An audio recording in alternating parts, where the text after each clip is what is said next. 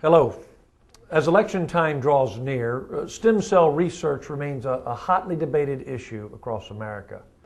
In this video presentation made on behalf of the General Council of the Assemblies of God, we're going to try to clarify some of the key scientific findings and ethical concerns related to stem cell research. My name is Tim Schmidt. I'm an Assemblies of God minister, serving as senior pastor of Calvary Christian Church, an Assemblies of God church located in Lynnfield, Massachusetts. Here today to discuss these issues with me is Dr. Christina Powell, an ordained Assemblies of God minister and medical research scientist who's also a member of our congregation.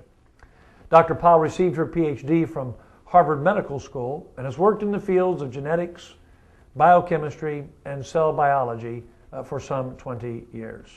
Christina, thank you for taking the time to share your insights with us today. Would you tell us what kind of concerns should pastors have in this whole arena of stem cell research?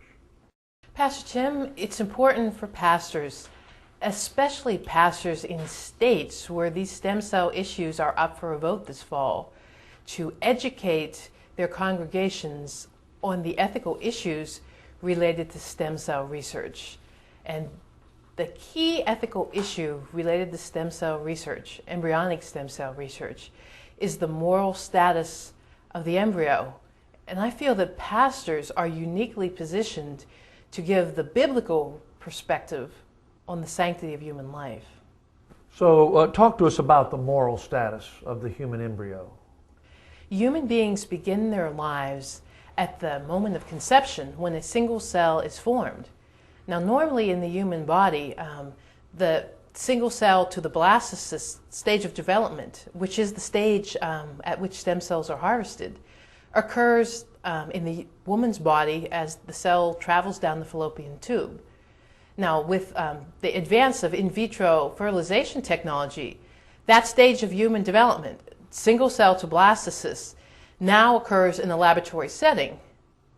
The problem happens that in the laboratory setting, it is very easy for the human embryo to be depersonalized and then available for experimentation.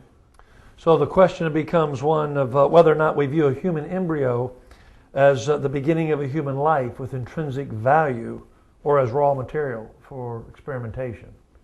That's right. The key ethical issue is whether or not we, as a society, feel it is okay to destroy a human embryo in order to have the future possibility of medical advances and the curing of diseases. Christina, at times it seems like the central ethical issue of embryonic stem cell research, the moral status of the human embryo, it seems to get lost in a confusion of terms. Pastor Tim, I think you are very right about that. Take the term blastocyst, for example. I've heard in the political arena blastocysts referred to as nothing more than a small cluster of cells arising from cell division. And a blastocyst is so much more than just a small mass of cells that grows in a tissue culture dish. A blastocyst has the capacity to turn into a human baby.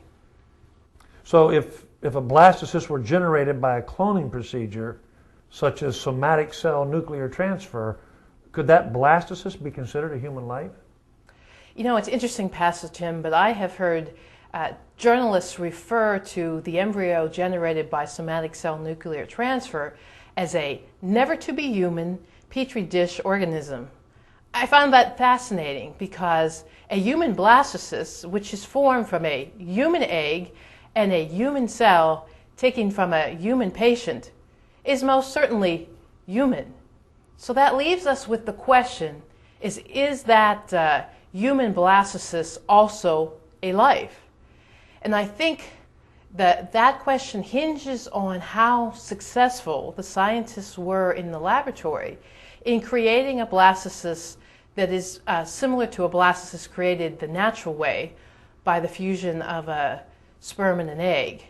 If scientists are successful in creating a blastocyst from which you can harvest healthy embryonic stem cells, then they probably have, in fact, created a blastocyst which is the same as the blastocysts coming out of in vitro fertilization clinics.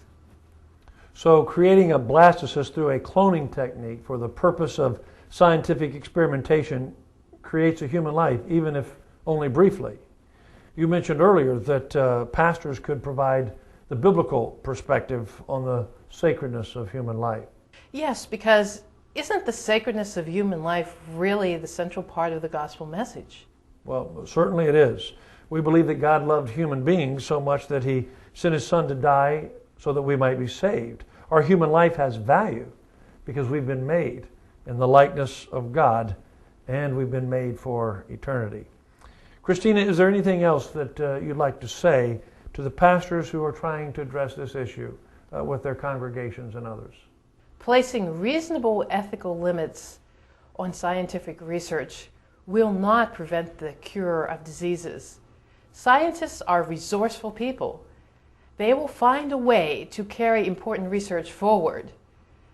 The recent example of scientists trying to harvest embryonic stem cells from a human embryo without destroying the embryo illustrates that point. Pastor Tim, we are not choosing between scientific progress and respect for human life. We are choosing scientific progress with respect for human life.